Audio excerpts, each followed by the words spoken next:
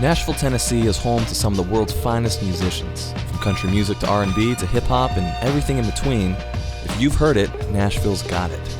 But ever since I moved to the city in 2013, I've met some incredible musicians who fall in between the cracks. Amazing musicians who are passionate about that other music. So I'm not here to talk about the music you've probably heard. I'm here to introduce you to them, illuminate their music, and share their stories. My name is David Rodgers. I'm an improviser, composer, and pianist here in Music City, USA, and I want to welcome you to the Improviser's Corner.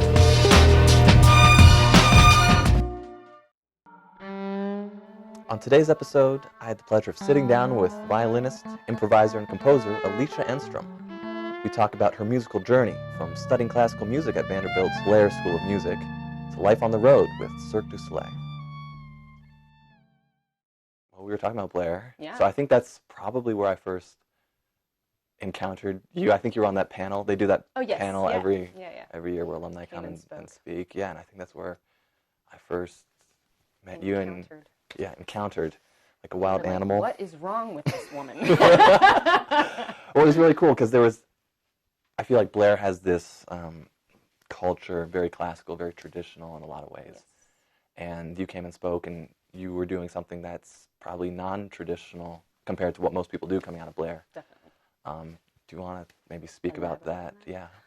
Well, the irony was that part of the reason I went to Blair, I was looking at schools. Kind of my parents said, you can't go anywhere where you're not going to get a dual degree, just in case. Yeah. But when my older sister was looking at schools, I noticed Vanderbilt had, like, Mark O'Connor at the time was teaching there, had jazz programs, and I was like, oh yeah, and it's Music City, and plus it's a great school, so I could get another degree and then kind of experiment in the musical field, because I'm classically trained, but I would learn a fiddle tune, not necessarily in the particular style probably at the time. Sure. And then I got here, I was a little surprised at that there weren't more string players trying, things out, but it also made it really awesome for me because it was basically like any of the jazz classes I took and or fiddle classes. It was like almost private lessons or, two people in them. Right. And I think it kind of really opened my mind to a different, I call styles, I say they're just colors. It's music is a language within it. Music is a vocabulary within it, are languages, and styles are languages. And the more, you don't have to be like a master of these styles, but it's like having a crayon box of like 82 colors or a crayon box of like 40.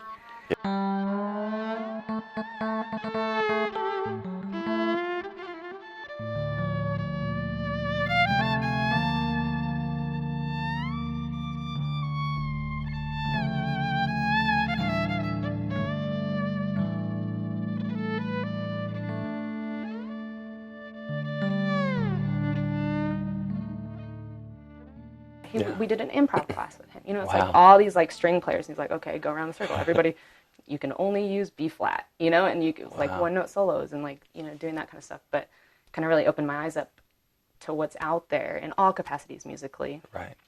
And then I was on a listserv for job openings. Mm-hmm.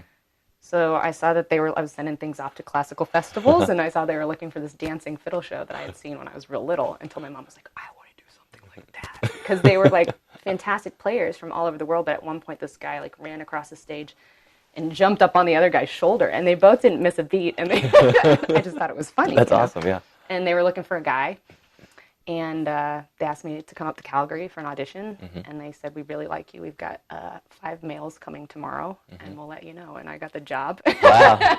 And then kind of my world kind of took off in a really weird way.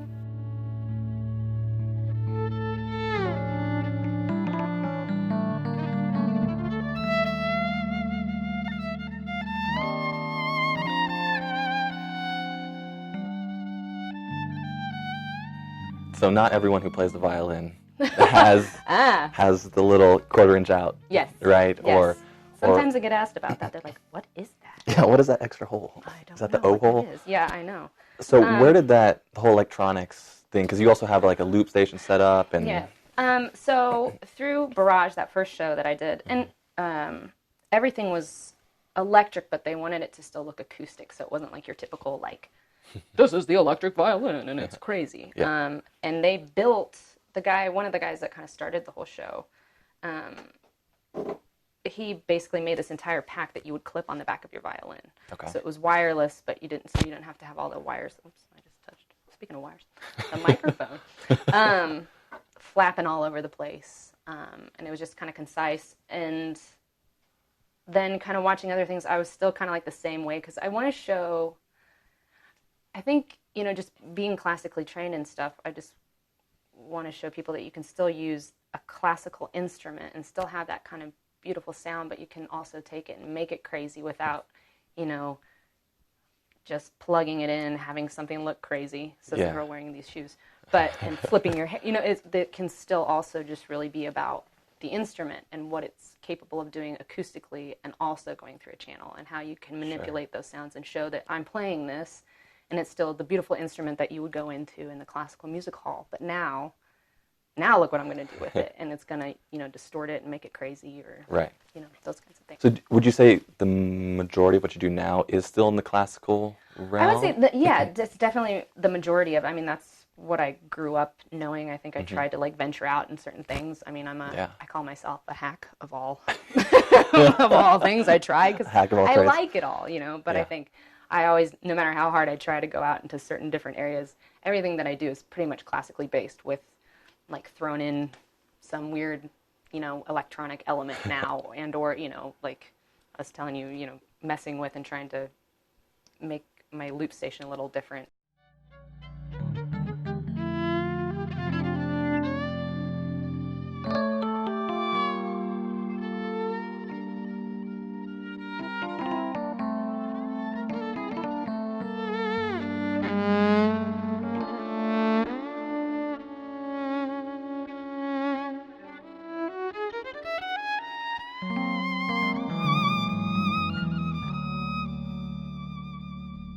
Are there any challenges of balancing, even if you do say that a lot of what you do is in the classical world, I still know that you do sessions and obviously you have the creative side of things which you enjoy and being creative for yourself and other people. It can be taxing, I know, just personally. Is there any challenge of that, balancing it for you? Definitely, it's, very thankful for all the different work experiences you get. Sometimes, because you need to show up and be on for certain things, then you get home and, you're going to work on something of your own and you're like, really just need to sit down. I've been staring at music all day. Yeah. But at the same time as those things that kind of build different, you're like, oh, wow, in this session I played, what a unique sound that this person got, or in the prelays, or, and then going into the symphony and kind of going, I forgot about this piece, and how, it's all, even symphonic pieces, it's like a little chamber group, how everything kind of comes in and sounds,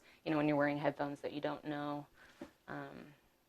But yeah, I mean, it's difficult sometimes, and, and you kind of go, what am I doing? And then the next day you're like, my life's amazing. So right. It's a little bit. Right.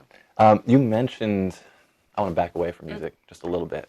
So you mentioned being active and going for runs, staying fit, things like that. Are there any other things? I want to ask you about those shoes for sure, because I know there's a story behind those shoes. Maybe let's just go there. My shoes? Yeah. I don't even really know. I think it's my mom's fault. My mom always gives me the most flack of things. She's like, Alicia, what are people saying about these things? I don't know. I like things that are a little different, but are also functional. Yeah. So I'm like, the one thing, I kind of am definitely like a minimalist these days. I think from traveling, you kind of go, I only have 2 suitcases, so what can I fit in this? And 2 is a luxury. Yeah. I think the one of mine was filled with food because you never knew where you were going to end up. Yeah. And I'm short, so I was like, I don't know. And I kind of just always look around. And so I was up in New York and I saw these pop up and I was like, ooh, those are functional yet funky. And then I didn't even realize people were going to comment so much on them. But it's really funny, too, because I'll walk around and, I'll see somebody and they're like, wow, those are really cool. And then I was at the grocery store the other day and this person was like, just straight up angry looking. And I was like, you want to try? So, I don't know. So is there anything you don't do in those shoes? Well, that's the joke. I walk into sessions in symphony and people go, do you ever take those off? So I pretty much don't at this point. But, yeah, I mean, they just give me a little height, but they're flat. And yeah. Funky yet Functional. I know. Yeah. I'm going to branch out hopefully into new colors, but there's just so many colors. I don't know which one to go with next. As someone who's health conscious, I feel like a big challenge for musicians who are on the road is, staying healthy, both mentally, physically, creatively healthy. Yeah. I mean, that's also a big one for me personally. I read on your bio online, I was stalking you. What is my bio say? You were on the road for like 10 plus years or so, and maybe still are on and off. What did that look like? Have you always sort of been health conscious, active? Well, I think my parents, we grew up, both my parents come from farming families, and they were kind of like the first of their families not to like directly farm, but they're still farming. Okay. And I think, too, my dad got into the business world, and he saw a lot of things were done on the golf course. So anyway, we had to do lifetime sports. We had to play an instrument, and we all did dance. And I'm very thankful to my parents for putting me in all that stuff. So I think it was just kind of ingrained. Yeah. And then you don't even when you start reading about anxiety or any depression, all these kinds of things, it's like a lot of stuff can help just by physically moving your body. Yeah. So I think it kind of started in that capacity, and I didn't even realize at the time when I was younger, because I grew up doing so much stuff that when I would go for periods of not doing any type of physical activity, I was like, why do I feel so down or something? It's the endorphins and all that kind of stuff. So, and then too, just being around different athletes and whatnot. I was inducted in my high school Hall of Fame for sports, which is really fun. That's cool. Sometimes they're like, "You're still playing that violin, huh?" Yep, still play. But I just liked being around. I call musicians athletes of the fine motor groups or small motor groups and fine motor skills, because and I know sometimes musicians get ruled. They're like, "Oh, we're not athletes," but we kind of are, because it's definitely about the art, but there's a capacity about you have to be able to move in different ways. There's a physicality. Yeah, and control your body in some ways, Right. which I don't know.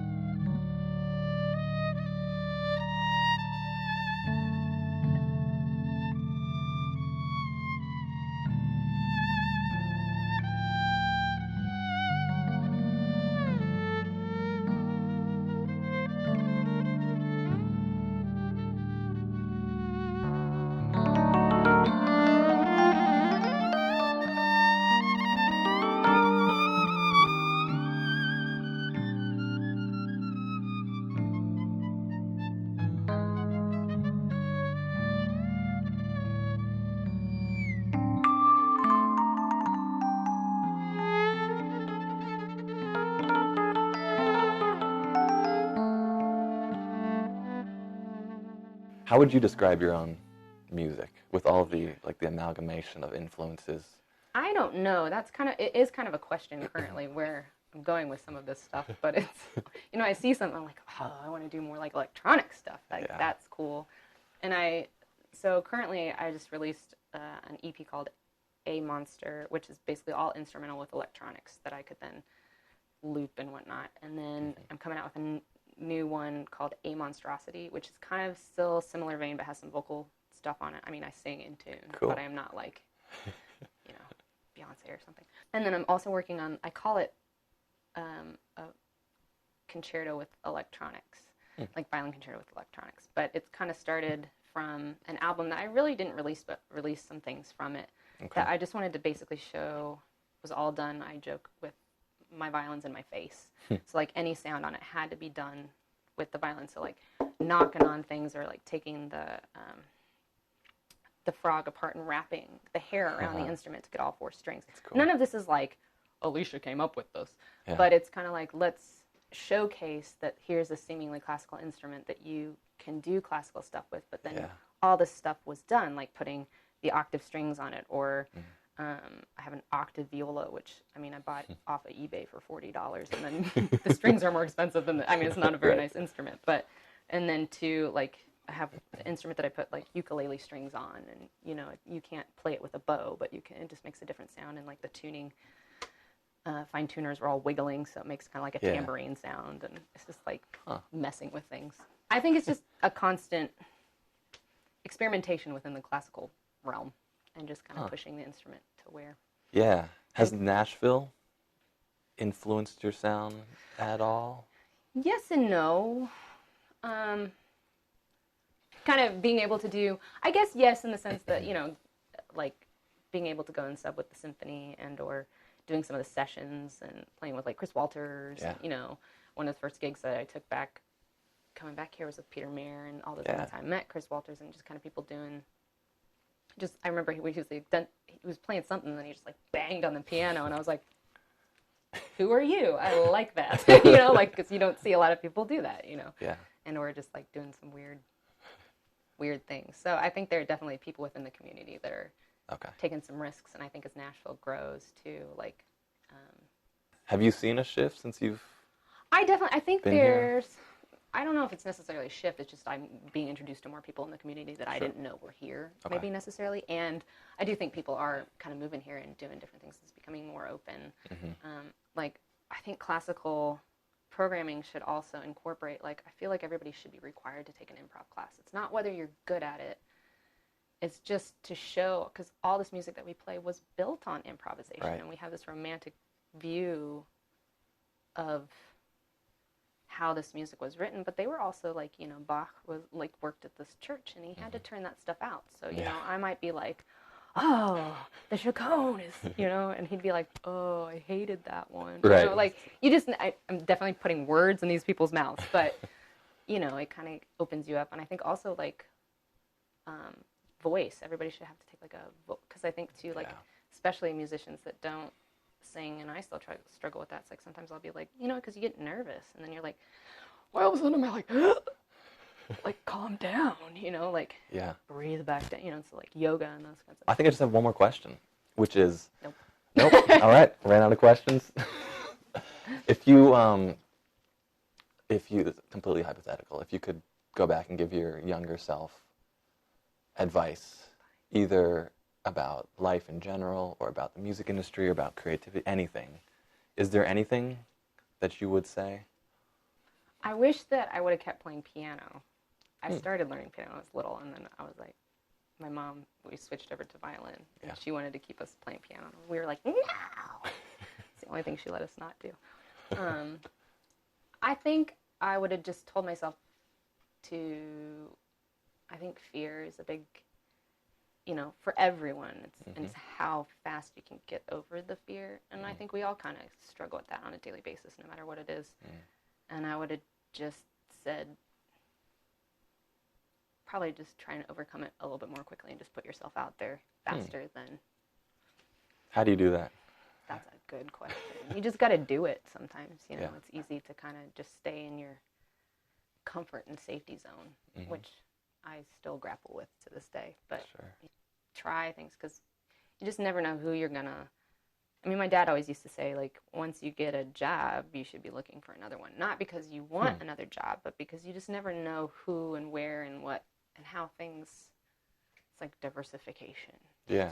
And, opening yourself up to those kinds of situations and just meeting different people in all capacities just opens your brain into learning. It's like a, toolbox. It's like the crayons, the music thing. Yeah, it's like just tools and people and situations that just make you a better, well-rounded human. Yeah.